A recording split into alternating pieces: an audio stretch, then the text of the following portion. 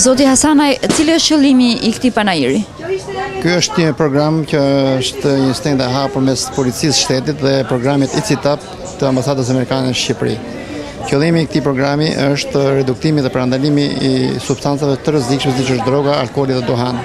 Është një program I cili ka filluar 3 vjet më parë në mes teritorisë arsimore të rajonare të Tiranës dhe teritorisë policisë qarku Tiranë.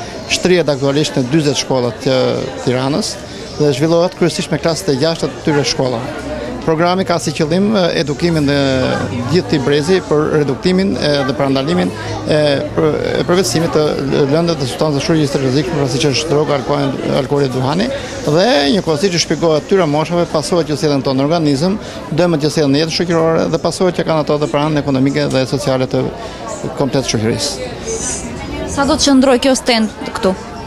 Kjo stend sot është planifikuar, ka filluar në orën 9, do vazhdojë deri në orën 14 sipas programit miratur nga misioni ICITAP që vepron në Shqipëri dhe ka në këtë stend sot përveç pajisjeve didaktike që janë të dhuruara nga ambasada amerikane dhe kryesisht nga programi I Gardës së New Jersey të shtetit New Jersey, pra I Gardës në shtetin e New Jersey, sot janë ekspozuar dhe punimet e vetë të nxënësve të shkollave nëntëvjeçare të Tiranës, të cilët kanë patur si qëllim sensibilizimin e opinionit publik nëpërmjet vizatimeve dhe pikturave të tyre, pra që janë një demonstrim I hapur dhe I thjeshtë asaj përmbajtjes që është krijuar tek vetë nxënësit, ndjeja që kanë krijuar edhe ato ndërmjet këtij programi që sa më pak konsumim sa më shumë luftë kundër alkoolit, duhanit, aq më pak do jenë dhe akumuluesit e tyre. Faleminderit. Faleminderit për. Cili është qëllimi I vendosjes së kësaj stende këtu? Atëherë kjo stend përfaqëson Këshillin e Shoqatave që ofron shërbime sociale. Ideja është në Durrës, dhe operon në qarkun e Durrësit. Ideja është neve të dimë cili është opinioni I qytetarëve në lidhje me pjesëmarrjen e grave dhe të burrave në politikë dhe në struktura vendimarrëse. Neve kemi krijuar vizualisht figurën e mashkullit dhe të femrës, nëse mund ta shikoni edhe këtu, dhe çdo qytetar ka shprehur mendimin e tij me anë të kësaj figure.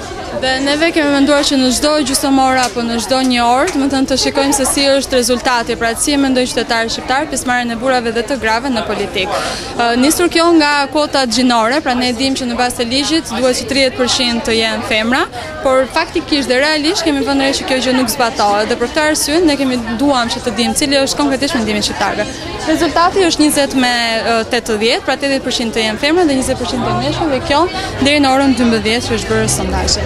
Sa do të qëndrojë kjo stend këtu? Kjo stend është hapur diku rreth orës 10:30, 11 pa një çerek, dhe do të qëndrojë besoj deri në orën 2:30. Faleminderit juve.